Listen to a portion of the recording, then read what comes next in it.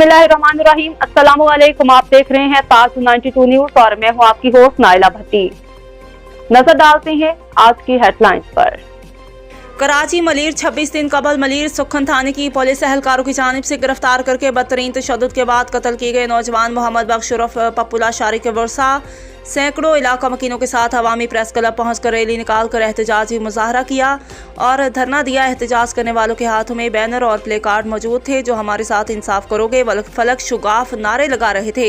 इस मौका पर एहतजाज की क़यादत करने वाले पुलिस के हाथों हिलाक नौजवान मोहम्मद बख्श लाशारी के वालिद खैर मोहम्मद, ससुर मोहम्मद मुराद बख्श, भाई शफी मोहम्मद और मोहम्मद हुसैन बरोही ने प्रेस कॉन्फ्रेंस करने के बाद एहतजाजी मुजाहरे को खिताब करते हुए कहा कि शाह लतीफ़ और सुखन पुलिस के एहलकार महबूब खोसू, सलीम मेंगल, सलीम तनोली और खान की बेटा अशफाक मोटरसाइकिलों पर सवार होकर 26 दिन कबल सालिया मोहम्मद कोर्ट पहुंचे, जहां दुकान पर बैठे नौजवान मोहम्मद बख्श लाशारी को गिरफ्तार किया और बदतरीन तशद्दुद का निशाना बनाकर ले गए। इसके बाद हमें फ़ोन किया कि 3 लाख रुपए देकर मोहम्मद बख्श को छुड़ा कर ले जाओ। उन्होंने कहा हमने महबूब खोसू से मुलाकात की और वादा किया कि कल तक 3 लाख रुपए देंगे, हमारा बेगुनाह गिरफ्तार नौजवान आज़ाद करो क्योंकि हम मजदूर लोग हैं और 3 लाख रुपए फौरी तौर पर जमा नहीं करा सकते।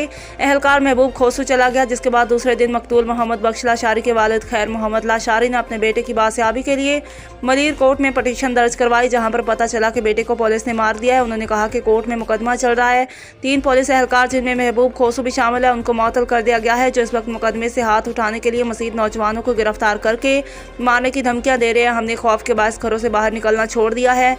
उन्होंने कहा कि हैरत है कि हमारे मुंतखब नुमाइंदे भी पुलिस से डरते हैं, जिन्होंने हमारी कोई मदद नहीं की। उन्होंने सिंध हुकूमत, IG Sindh, chief justice high court और दीगर आला हुकाम से मुतालबा किया कि मोहम्मद बख्श लाशारी के कत्ल में मुलव्विस पुलिस एहलकारों को नौकरियों से निकाल कर गिरफ्तार किया जाए और हमें इंसाफ फराहम करके तहफ़्फ़ुज़ दिया जाए।